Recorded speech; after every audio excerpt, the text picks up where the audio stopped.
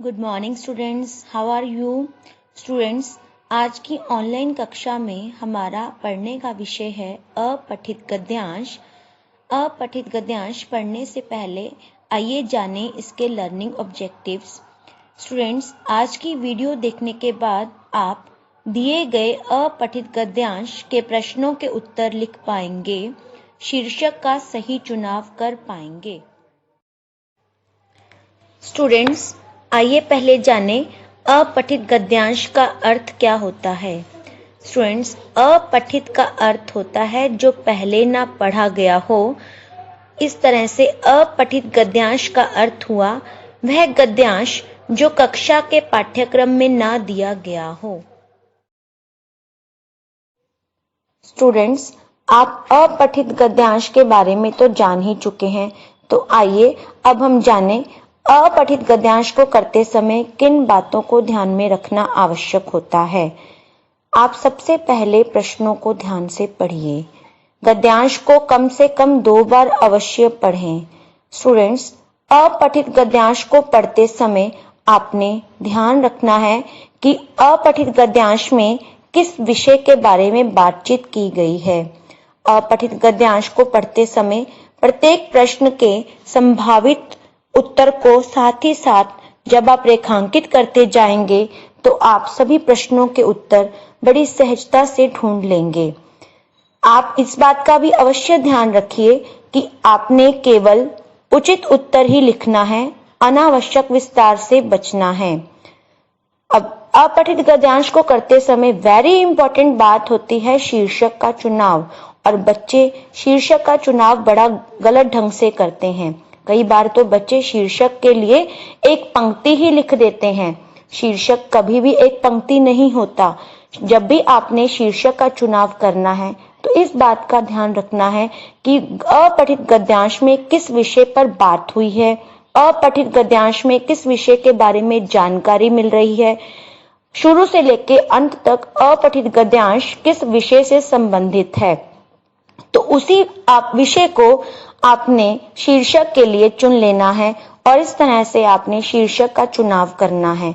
और एक इम्पॉर्टेंट बात स्टूडेंट्स, शीर्षक कभी भी पूरा सेंटेंस नहीं होता, तो शीर्षक का चुनाव आपने बड़ी सावधानी से करना है और एक शीर्षक का चुनाव करने के लिए 2 से 4 शब्दों का ही प्रयोग करना है, तभी आपका शीर्षक का चुनाव सही माना जाएगा और आपका अंक नहीं कटेगा। इस तरह से आपने शीर्षक का चुनाव बड़े ही ध्यान से करना है। स्टूडेंट्स, चलिए अब हम एक अपठित गद्यांश का उदाहरण सॉल्व करते हैं। सबसे पहले हम प्रश्न पढ़ेंगे, जिससे हमें प्रश्नों के उत्तर गद्यांश को पढ़ते समय जब मिल जाएंगे तो हम उन्हें पेंसिल की सहायता से रेखांकित करके उत्तर ढूंढ लेंगे और बड़ी सहजता से अपनी कॉपी पर लिख लेंगे। प्रश्न 1 है, किन लोगों की सहायता के लिए ईश्वर सदैव तत्पर रहते हैं और क्यों? प्रश्न 2, ईश्वर ने मनुष्य को कौन सा दिव्य वरदान दिया है, उससे उसे क्या प्राप्त हुआ? प्रश्न 3, ईश्वर द्वारा मिले इस दिव्य वरदान के बल पर मनुष्य ने क्या कर दिखाया? प्रश्न 4, मनुष्य को सफलता किस प्रकार प्राप्त हो सकती है? प्रश्न 5, किसने दुनिया को हतप्रभ कर दिया? प्रश्न 6, प्रस्तुत गद्यांश का उचित शीर्षक लिखिए। स्टूडेंट्स, अब इन प्रश्नों को पढ़ लिया हमने।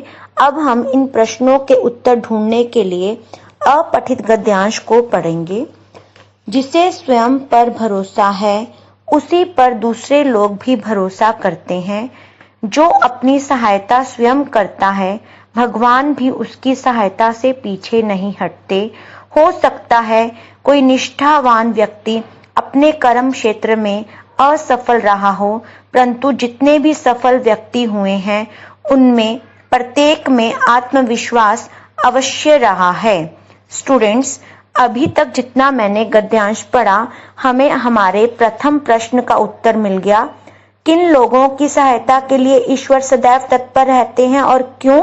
उत्तर है, जिस व्यक्ति को स्वयं पर भरोसा है उस व्यक्ति की सहायता के लिए ईश्वर सदैव तत्पर रहते हैं क्योंकि वह आत्मविश्वासी व्यक्ति होता है। चलिए अब हम आगे गद्यांश को पढ़ते हैं। आत्मविश्वास ही शक्ति का स्रोत है। मनुष्य को ईश्वर से जो दिव्य वरदान मिला है वह है आत्मविश्वास। बच्चों, अब हमें हमारा दूसरा उत्तर भी मिल गया। प्रश्न है दूसरा, ईश्वर ने मनुष्य को कौन सा दिव्य वरदान दिया है? उसे क्या प्राप्त हुआ है? हमारा उत्तर है, मनुष्य को ईश्वर से दिव्य वरदान प्राप्त हुआ है, वह है आत्मविश्वास का। और इसी आत्मविश्वास के बल पर मनुष्य एवरेस्ट जैसे ऊंचे पहाड़ों पर जा चढ़ा, सागर की अतल गहराइयों से मोती ढूंढ लाया, सुदूर ग्रहों पर पहुंचने की चेष्टा करता रहा और ज्ञान के समुद्र में से ऐसे विलक्षण रत्न ढूंढ लाया जिसने दुनिया को हतप्रभ कर दिया।